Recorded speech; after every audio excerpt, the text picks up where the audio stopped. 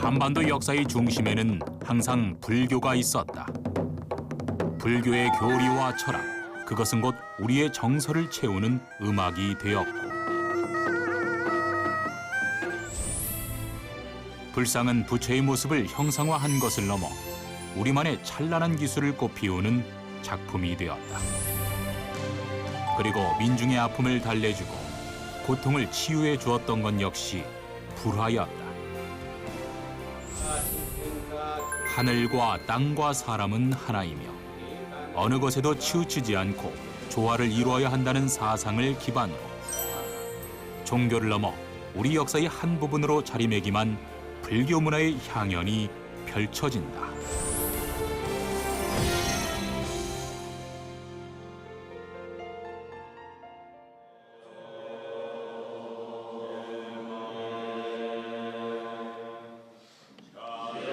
기원전 624년 음력 4월 8일 북인도 카필라 왕국에서 왕의 아들 고타마 시다르타가 태어났다. 29이 되던 해 그는 모든 것을 버리고 출가하여 불교를 창시한 인도의 성자가 된다. 그가 바로 석가모니다. 그리고 우리는 음력 4월 8일, 즉 초파일을 석가탄신일이라고 부르며 석가출가일, 열반일, 성도일과 함께 불교의 4대 명절로 기념하고 있다.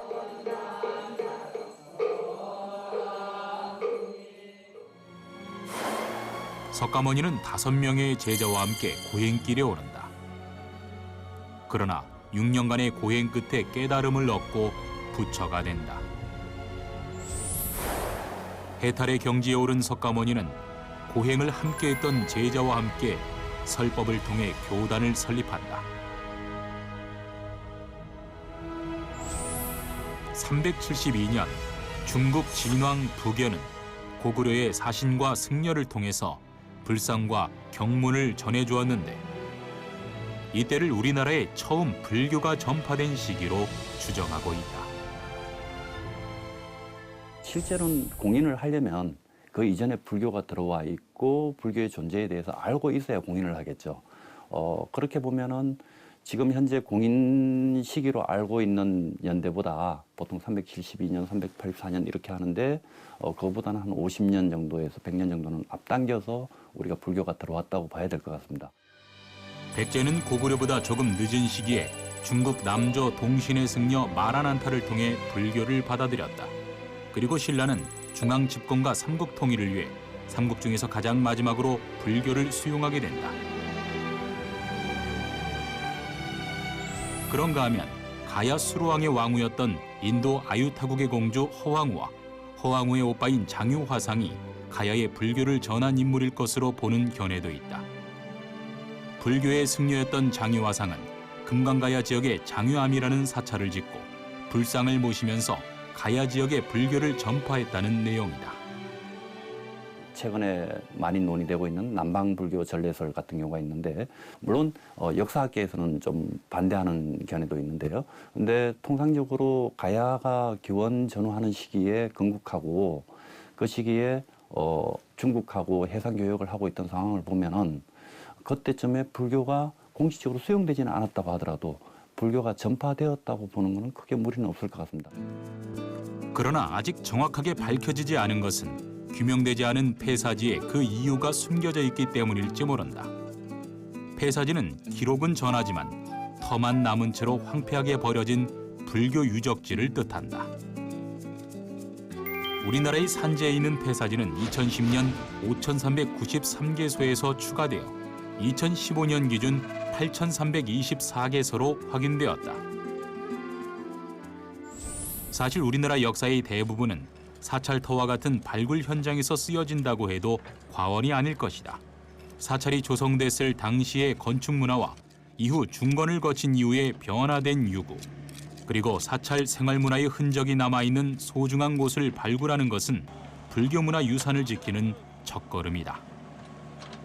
불교 문화재는 한국의 전통 역사 문화입니다. 종교가 가지고 있는 의미는 신앙 대상으로서 사회를 통합시키는 기능도 했지만 그 종교가 들어옴으로 해서 많은 기술 그리고 체계가 들어오게 됩니다. 불교 문화야말로 민중들의 어떤 마음의 치유를 할 수 있는 그런 매개물이라고 저는 그렇게 생각을 합니다.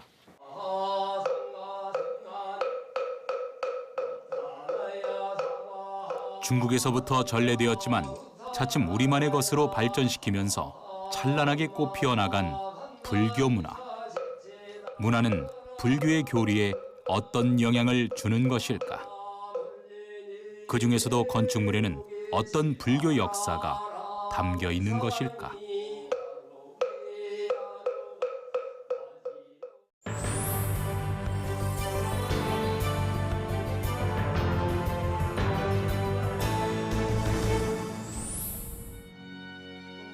지난 3월 말 국립문화재연구소는 국보 제101호 원주 법천사지 지광국사탑을 전면 해체, 보존 처리한다고 밝혔다.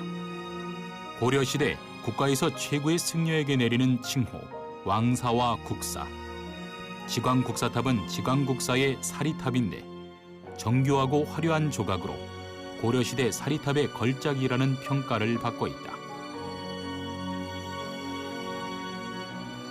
그러나 6.25 한국전쟁 시 폭탄 피해로 상부는 여러 조각으로 파손되는 큰 손상을 입었고 1957년 시멘트 등 다양한 재료로 복원돼 왔다. 그간 시행된 조사를 통해 균열과 훼손이 우려된 만큼 전면 해체 보존 처리하기로 결정된 것이다. 2019년까지 현재 계획을 하고 있습니다. 가장 우려되고 가장 저희가 신경을 많이 써야 되는 게 보시는 바와 같이 이렇게 시멘트로 복원된 부분을 어떤 식으로 제거를 하고 또 제거를 한다 그러면 어느 정도 제거를 하고 그리고 또 이 제거된 부분은 어떤 형태로 복원할 것이냐 이런 아주 많은 난제들이 좀 있긴 합니다. 탑을 이루고 있는 부재 하나하나를 옮겨 해체된 탑은 다양한 방법으로 세척한 뒤 시멘트 몰타를 제거하고 모형을 제작하는 순서로 복원된다. 암석 풍화 분류 기준이라는 거 있는데요. 그런 기준에서 보게 되면 풍화 5등급 가장 좋지 않는 저희가 2000대의 속도 이하로 나온다 그러면 저희가 거의 다 완전히 풍화된 암석을 저희가 보통 보게 되는데 얘는 1500대 정도 나오는 걸 봐서도 이 옥계석 같은 경우는 상당히 많이 풍화되어 있는 암석으로 저희가 판단을 할 수가 있는 겁니다. 지금까지 9번을 이전하면서 파손되고 균열이 생겼던 상부와 불안정한 구조를 바로잡으면 2019년까지 처음의 모습으로 복원시킬 계획이다.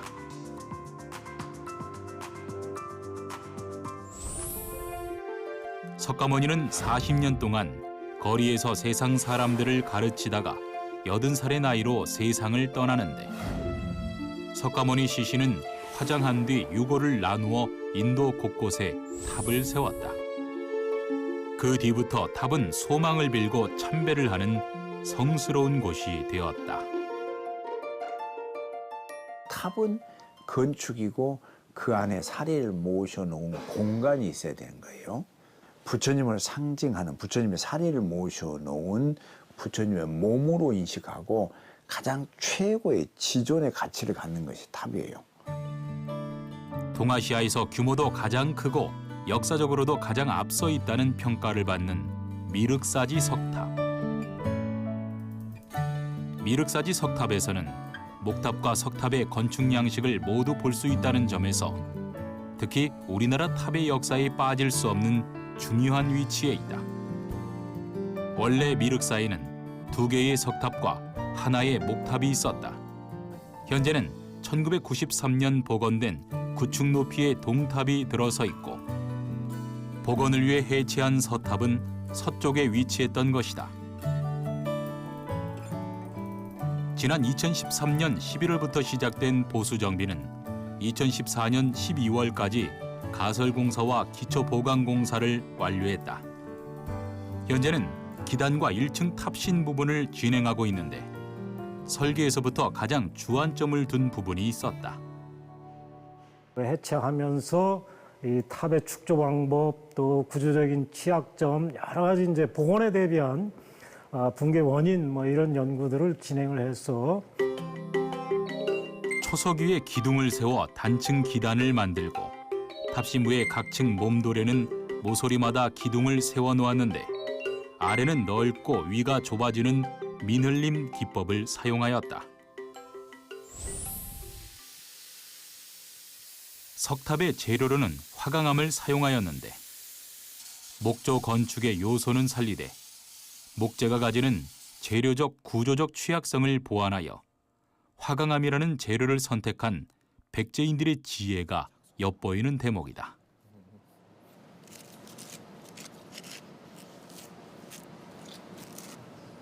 특히 재료 분석 결과 화강암 중에서도 미륵사지 인근에서 채석했을 가능성이 제기되었는데 익산 주변에는 우리나라의 유명한 화강암 돌이 큰 어떤 안반을 이루면서 있는 곳이 많아요.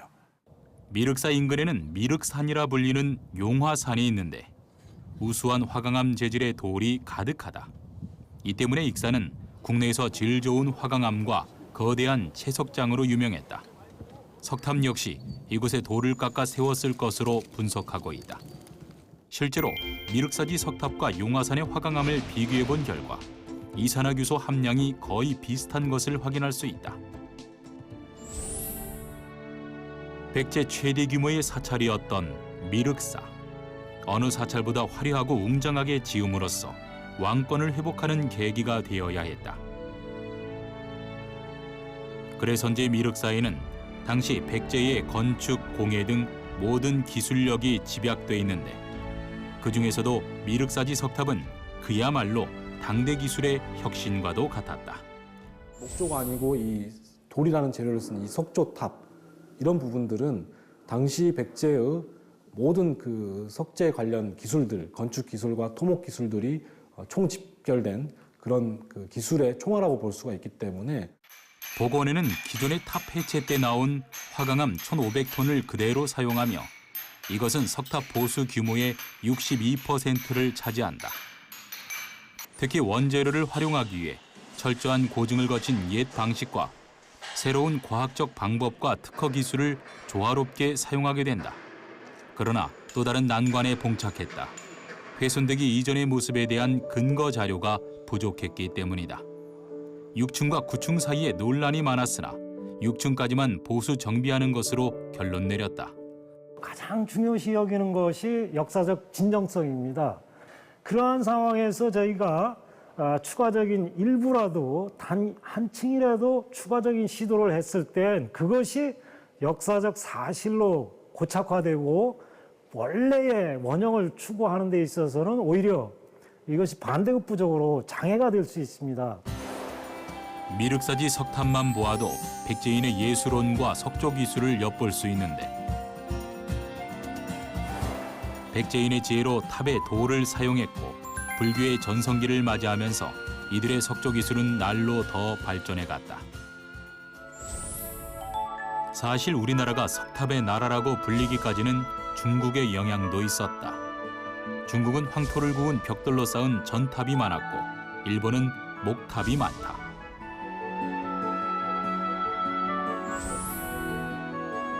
우리나라는 황토가 흔치 않았기 때문에 돌을 벽돌처럼 깎아 전탑의 양식을 흉내내다가 석탑 형태로 바뀌게 된다. 결과적으로 봤을 때 이 우리나라 백제에서 발생한 석탑이라는 것이 고대 우리나라 불교 미술에 굉장히 중요한 비중을 차지합니다. 그러니까 돌이라는 재질로 석탑을 만들다 보니까 굉장히 많은 탑들이 지금까지 남아있게 되고 결과적으로 봐서는 한중일 삼국 가운데 고대 탑은 가장 많이 남아있게 되는 거죠. 백제에서 완성된 석탑은 통일 신라가 되면서 그 기술이 그대로 전개된다. 신라에서는 가문사에 처음으로 석탑이 세워지는데 재료만 석재일 뿐 목탑 구조를 따랐던 미륵사지 석탑과는 달리 가문사지 석탑은 복잡한 목조 구조를 단순화시켰다. 특히 서탑과 동탑이 각각 해체 복원되는 과정에서 사리 장엄구 등 다량의 공예품이 발견되었는데 이를 통해 가문사지 석탑의 뛰어난 예술성이 다시 한번 입증되었다. 예를 들어서 통일신라 시대 8세기 중엽쯤에 이르러서는 신라탑의 기본 형태가 완성이 됩니다. 거의 이제 정형이 완성이 되기 때문에 그 이후에는 여기서 변화를 추구하거든요. 예를 들어서 8세기 후반에 접어들면서는 탑 표면에 다양한 장식들이 등장하게 됩니다. 예를 들어서 탑 기단부에 팔부신장상을 조각한다든지 또는 탑 신부에 사천왕상이라든지 불보살상을 조각하는 형태들이 유행을 하게 되고,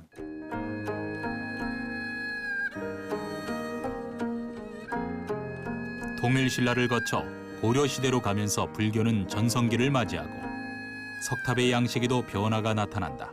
그 대표적인 곳이 운주사다. 삼국시대의 불교는 국가의 중심 아래에서 편성되었지만 고려시대에는 민중에 의해 불사가 이루어지면서 민중의 애환과 지방색을 담은 독특한 양식이 나타나기 시작했다. 특히 운주사에서는 고려시대의 특징이 잘 나타나는데 신증 동국 여지승남에서 운주사의 천불천탑에 관한 기록을 찾아볼 수 있다.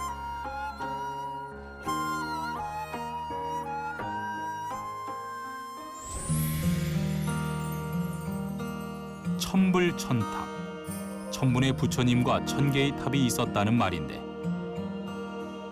불가에서 천이라는 것은 가득한 숫자를 일컫는 것이다.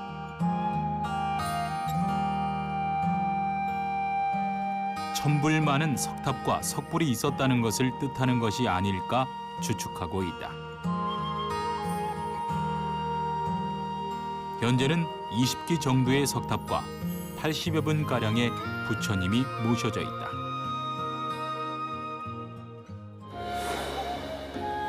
(9세기) 신라시대 도선국사가 도력으로 천상의 석공을 불러다가 하루 만에 천불천탑을 조성했다는 창건설화가 전해지는데 누가 왜 창건했는지 기록은 찾을 수 없지만 전해지는 이야기 중 가장 유력한 설화로 여긴다. 천불천탑을 딱 하루 만에 조성하려고 했었는데 이 공사가 막중해서 이 동자로 하여금 이 망을 보도록 했답니다. 하늘에 영물들은 이렇게 새벽에 닭이 오면 날아가 버리잖아요.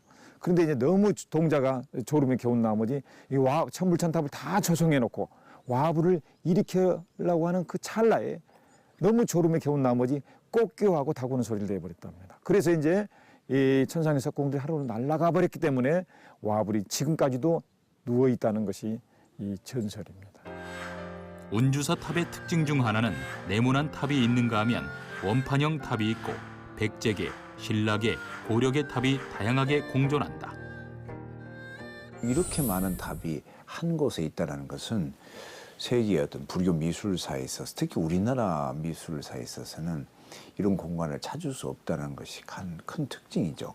전문가가 아닌 시골의 아줌마, 아저씨들이 불심을 모아서 부처님께 어떤 그들의 뜻과 정성을 담아서 바치는 어떤 그런 모습, 오랜 세월 동안 또 민중의 손에 의해서 해학적이고 파격적인 맛을 보여준다는 것이 운주사의 어떤 탑의 큰 가치를 알 수 있는 것이죠.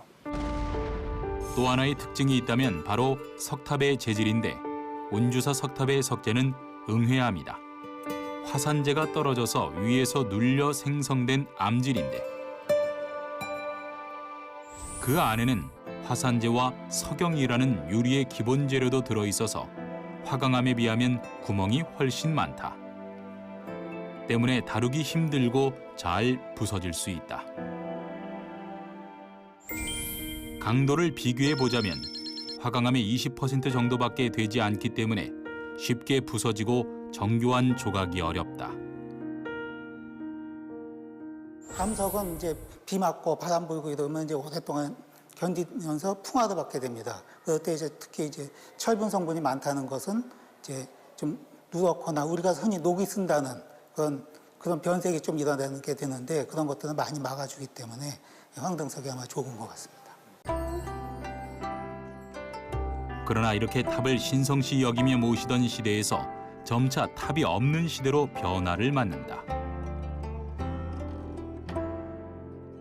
고려 후기부터는 선종 사찰이 융성하게 되고 조선시대가 되면서는 불교보다 유교 중심의 국가로 성장한다. 조선시대에는 새로 탑이나 금당을 만들기보다 기존의 것을 유지하거나 아주 작은 규모의 사찰만 만들어진다. 선종 사찰들이 고려 후기부터 굉장히 융성하게 되는데 이제 뭐 진울 국사의 조계종이라든가 이런 것들 때문에 선종에서는 불탑을 별로 중요하게 생각지 않습니다. 그래서 이제 아마 전체적으로 보면은 아마 탑 위주의 그 사찰 건축에서 점차적으로 금당 위주로 이렇게 바뀌어서 결국은 그 초기에는 이제 탑과 금당의 관계 이게 중요하고 그러다 점점 금당 위주의 나중에는 법당만 남는 이런 그 구조로 바뀌었다 이렇게 볼 수 있습니다. 우리나라 불교 예술은 한국 미술사의 근간을 이루는 중요한 위치를 차지하였다. 그 중에서도 우리의 석탑은 견고하면서도 다채로운 형태로 변화하였다. 종교와 건축을 넘어 문화와 예술의 우수성을 보여주는 유산으로서의 탑. 그러나 우리 역사와 함께하는 불교의 흥망성쇠는 탑은 물론 사찰의 모습에도 영향을 미친다.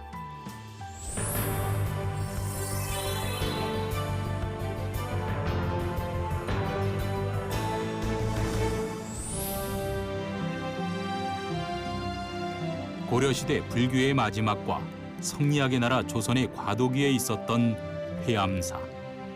동방에서 손꼽히는 아름다운 사찰로 평가받았던 회암사는 특이하게도 조선의 왕실 사찰이었다. 당시 규모는 만여 평으로 262칸의 전각과 15척에 달하는 불상이 7구 그리고 10척의 관음보살상을 모시고 있을 정도였다.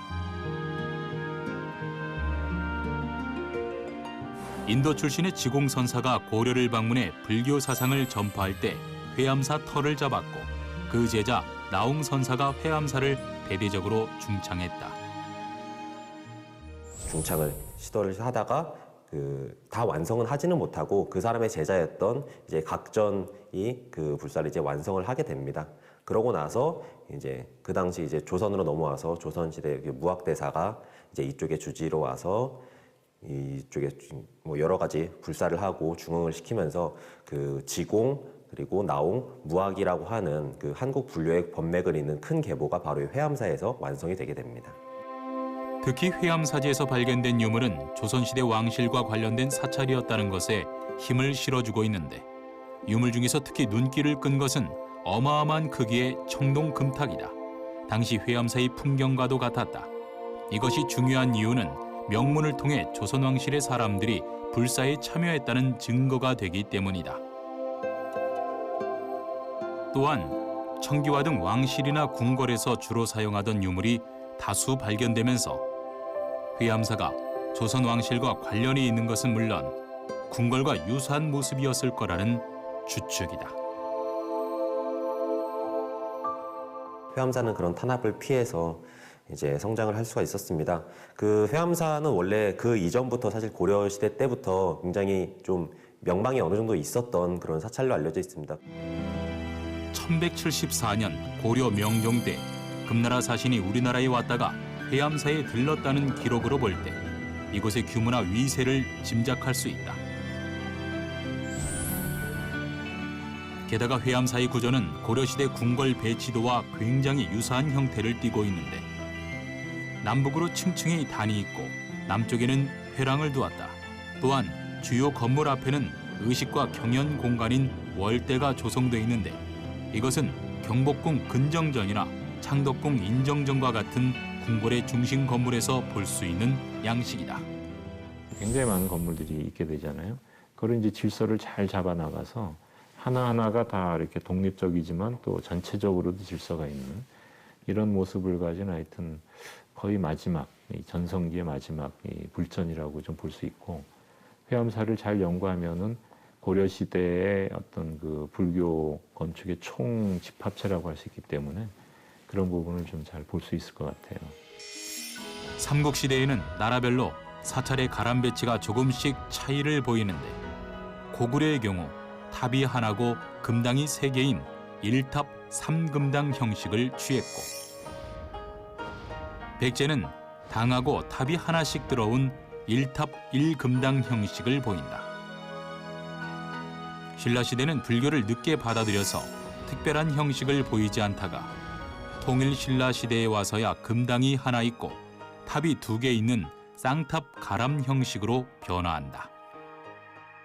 나라별로 이렇게 아마 그 독특한 자기들만의 사찰의 형식들을 이제 갖기 시작을 해요. 우리나라 불교 사찰은 아마 굉장히 다양합니다. 다양해서 아마 할 수 있는 목적 업무를 할 수 있는 거의 모든 것을 실험했다고도 할 수가 있어요.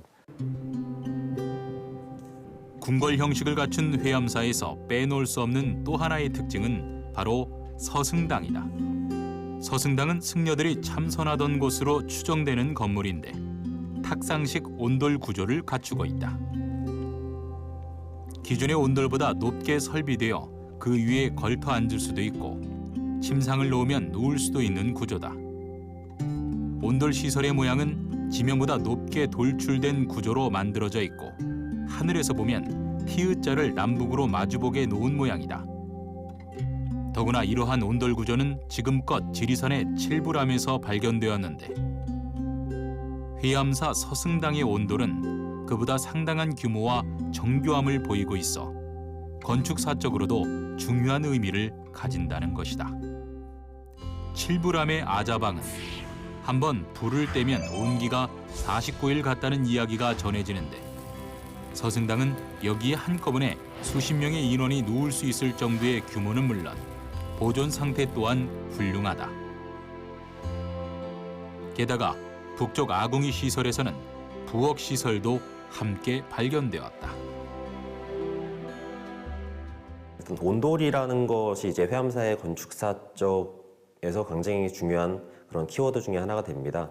이미 이제 삼국시대나 고려시대 때는 또 이미 이제 그런 온돌이 있었지만 그 회암사는 그런 것들이 한 단계 더 발전된 기능적으로 더 특화된 형태의 그런 온돌 구조라고 볼 수가 있습니다.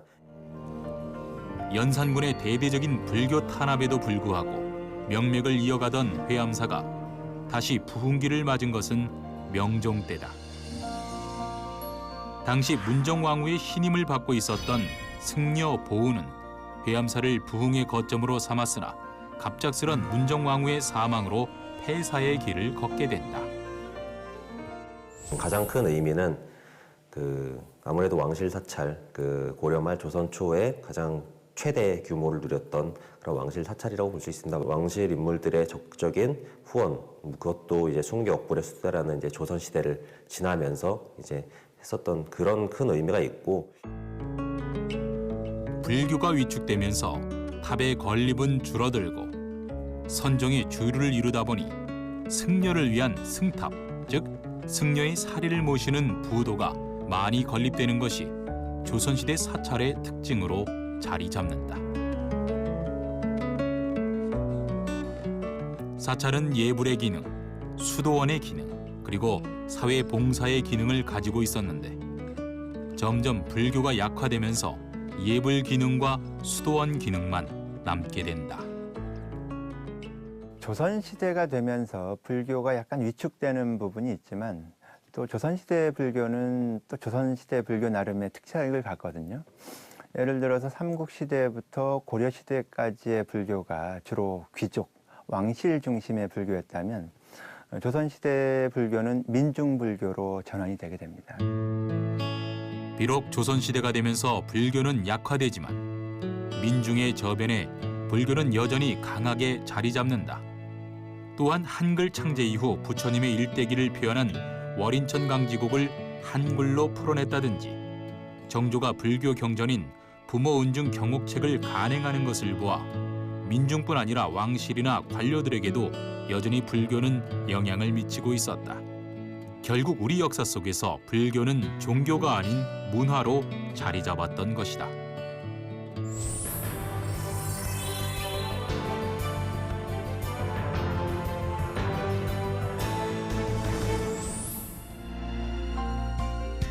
불국사 사주문. 사주문은 이름 그대로 4개의 기둥을 세워 만든 문인데 도량과 주거하는 공간을 구분하는 대문을 말한다. 단청은 사찰이나 궁궐의 건물을 화려한 문양으로 장식하는 것을 말하며 그야말로 목조 건축의 꽃과 같다. 문양을 이렇게 만드는 거죠. 매화점, 매화 같은 문양을 만드는 거죠. 궁궐 단청, 사찰 단청 등 건물마다의 단청의 성격이 다르고 사찰 안에서도 각각의 건물마다 단청이 다르게 그려진다. 그중에서도 사찰 단청은 불교에서 의미를 두는 소재를 중심으로 거의 모든 문양을 다양하게 그려낸다. 불교가 성행하던 시기일수록 원색적이고 다채로우며 극도로 화려한 색상이 표현되었다. 우리나라에서 가장 오래된 단청 기록은 삼국사기 솔거조에서 찾아볼 수 있다. 색이 빛바랜 단청을 승려들이 덧칠하여 보수했다는 내용이다. 이렇게 단청은 단순한 문양이 아닌 선조들의 철학이 담긴 의미를 지니고 있었다. 궁궐 단청, 사찰 단청 등 건물마다의 그림이 달랐고 같은 사찰 아니라고 하더라도 지장전이나 부속 건물은 약간 격을 낮추는 성격으로 그렸다. 천장, 기둥, 벽 등이 그려진 문양과 그림은 건축물의 위험을 나타내는 수단이 되었다. 중요한 의미의 단청이라는 건 보통 금단청, 그 위로 세분해 간다면은 갖은 금단청. 거기에서 더 격상을 시킨다면 황색 실선에 순금박을 붙여서 화려함과 또 영구적인 그런 그 어떤 영구성을 보존하기 위한 그런 끝없는 노력을 하는 것이고, 부처가 모셔진 대웅전은 절에서도 단청이 가장 화려한 곳인데 부처의 신성함을 나타내야 하는 곳이기 때문이다. 현존하는 사찰 단청에 자주 그려진 소재 중에는 용, 봉황, 학, 태극, 호랑이 등인데 각각의 문양에는 역시 불자들의 신앙심과 단청장의 장인정신이 함께 어우러져 있다. 우리나라 사찰의 단청은 아주 화려하고 온갖 어떠한 문양을 다 쓸 수가 있죠. 특히 이제 연꽃을 중심으로 해서 단청을 하기 때문에 화엄 연화장 세계, 화장 세계를 바로 이 법당에 구현하는 의미에서 단청을 하는 것입니다. 단청의 문양에서와 마찬가지로 어떤 색을 사용하느냐에 따라서도 의미가 달라지는데 청, 적, 황, 백, 흑색의 5가지 색을 기본으로 하지만 각각의 색은 방위와 계절, 요일이 정해져 있다.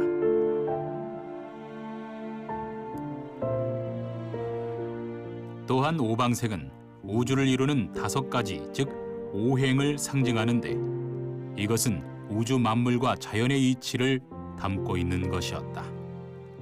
고려시대와 조선시대 단청을 비교하게 되면은 고려시대의 색은 좀 안정돼 있습니다.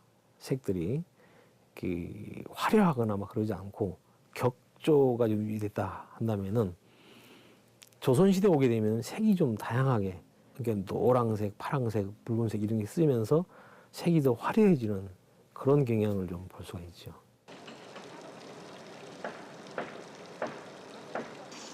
경남 함양의 서암정사. 대체로 단청은 청색 계열이 주류를 이루는 데 반해 서암정사의 대웅전은 붉은색 계통이 주류를 이루고 있다.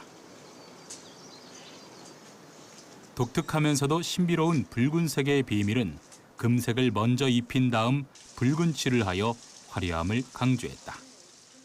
고려시대 때나 통일신라 때는 국교라 그럴까요? 나라에서 왕실을 통해서 불교가 장려되었기 때문에 궁전과 같은 색깔로 절을 지었습니다. 그런 절들이 지금 많이 남아있지 않아서 그런 건데 우리가 청단청에 익숙해진 거는 조선시대 불교의 문화적인 유래이고 지금 여기에 홍단청, 붉은 단청을 한 것은 고려시대 때 전통적으로 내려오던 단청을 재현한 것입니다. 궁궐이나 사찰의 위풍과 근엄을 표현하기 위해 그려진 단청이었지만 고려시대에는 일반 가옥에도 단청을 그릴 정도로 발달했었다. 그러나 천연 안료를 수입하는 것에 어려움이 있었고 결국 민가에는 단청을 하지 못하게 막기도 했다. 결국 단청은 궁궐 사찰에 한정되기 시작했다. 우리 이제 문화라든지 보면은 참 아름답죠. 옛날에는 지금은 문화가 좀 보면은 너무 똑똑한 게 없고 개성이 없어요. 옛날에는 목수가 법당을 한 지으려면은 한 3년서 집을 가지 않고 가서 그 법당이 마무리되면은 집에 돌아가고 했습니다. 지금은 기계 문화되다 보니까 법당 하나 지금 한 6개월이면 끝납니다. 좀 작품성이 떨어지는 거죠. 단청은 각 나라의 특징 또한 반영하고 있었는데 한국은 문양도 다양하고 강한 보색을 사용하여 화려하게 표현한 반면 중국은 금색 문양이나 회화적 경향을 보여주고 일본은 단순 반복되는 문양이나 혹은 거의 미약하게만 사용되었다. 그러나 단청에는 이런 의미적인 기능 외에 기능적인 이유도 있었다.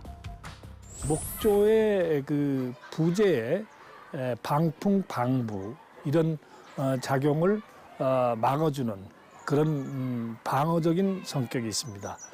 여러 가지 그 목재에서 오는 재질상의 그 어떤 조악함을 은폐시켜주는 그런 역할도 하죠.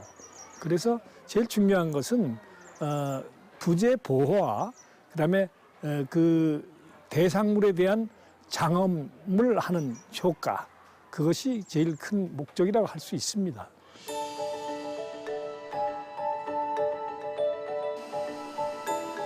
천연 안료는 뇌록석이라는 원석에서 채취해 만들었는데 우리나라에서 뇌록은 경북 포항의 산지에서만 유일하게 채취할 수 있다.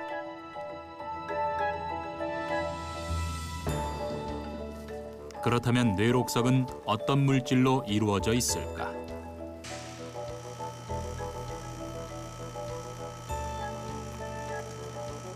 뇌록석의 성분을 분석해 보았다. 뇌록석을 구성하는 광물의 입자는 매우 단단하고 셀라도나이트 입자를 중심으로 그 사이를 점토 광물들이 채우고 있는데 성분 분석 결과 천연 안료에서만 발견되는 화학 성분이 검출되었다.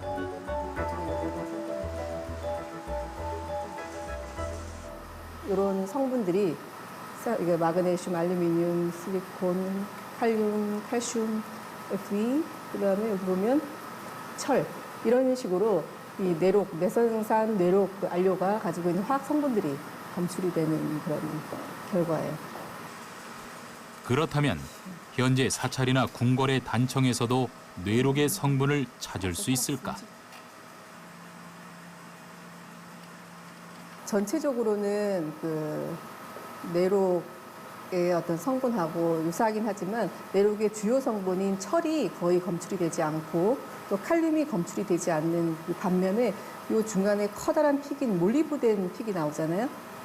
이 몰리브덴 요거는 현대 안료에서 많이 나오는 검출되는 그런 그 성분이에요. 목조 문화재는 오랜 세월을 거치면서 풍화되고 손상되는 현상이 발생하는데 물리적 환경적 요인 외에 다른 피해 요인에 의해서도 위협을 받을 수 있다. 특히 목조 건축물은 온도, 습도에 민감하여 생물 혹은 미생물의 습격을 받을 수도 있는데 이들의 서식 조건과 목조 문화재의 훼손은 얼마나 중요한 요인으로 작용하는지 실험해 보기로 했다. 지속적으로 문화재는 장시간에 걸쳐서 전승됐던 것이기 때문에 단기간 내에 실험하기는 어려움이 있습니다. 대상 실험체를 이용해서 풍화되는 그 양상을 측정하는 실험 기기가 되겠습니다. 벌레에 취약한 목조 건축물. 그중에서도 가장 큰 피해를 입히는 것은 흰개미다. 특히 지구온난화와 기후변화로 흰개미의 활동이 급증하면서 목조 문화재 피해 사례가 늘고 있다. 이에 국립문화재연구소에서는 방제 대책을 마련하고 있는데 현재 목조문화재와 관련된 생물 피해에 대한 전반적인 조사와 방제 약제 개발에 지금 실험을 진행하고 있습니다. 현재까지도 특허와 함께 다양한 약제에 대한 부분을 지금 개발해 놓은 상태고, 그다음에 전국적인 흰개미 피해 조사를 실시하여 방제 방안을 마련하는 데 주력하고 있습니다. 현재 우리나라에 서식하는 흰개미는 육안으로는 서식 여부를 확인하기 어렵지만 집단 이주를 하는 4월에서 5월에는 눈으로 관찰이 가능하다.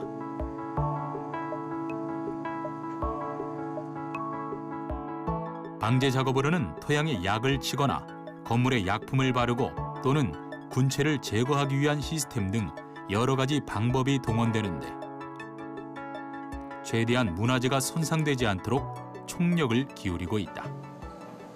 목조문화재에 가해하는 곤충들이 여러 종류가 있는데요. 그중에서도 흰개미라는 곤충이 목조문화재의 피해를 가장 많이 주고 있습니다. 현재 제주도부터 강원도까지 다양하게 분포가 되고 있고, 중요 목조문화재들에 대해서 저희들이 국립문화연구소가 정기적으로 조사하고 있고, 현장에서 흰개미를 채집한 다음에 그 형태적인 동종을 통해서 흰개미가 유입되는 경로들을 파악하는 데 주력하는 연구를 하고 있습니다. 안료가 부스러지거나 떨어져 나가는 것을 방지하기 위해 접착제로 강화시키고 보강 처리한 부분에 대해서는 생맞춤을 진행한다.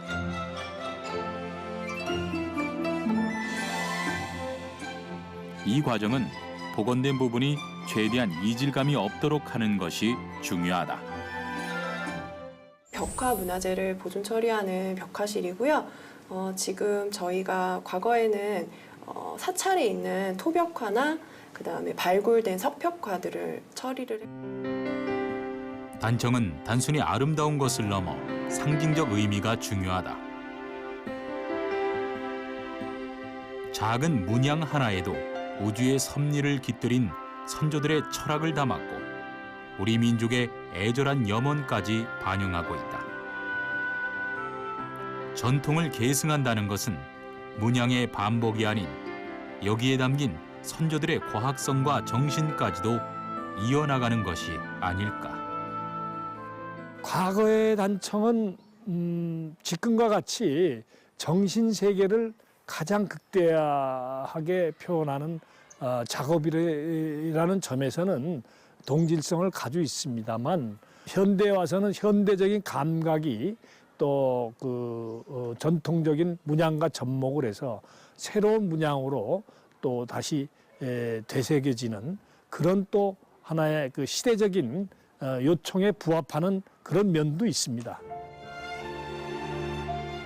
불교는 우리에게 단순한 역사 문화재가 아닌 우리의 이상향이자 사상이자 철학이었다. 세상이 혼란스럽고 백성들이 고통받을 때 민족을 하나로 모아줄 수 있었던 불교.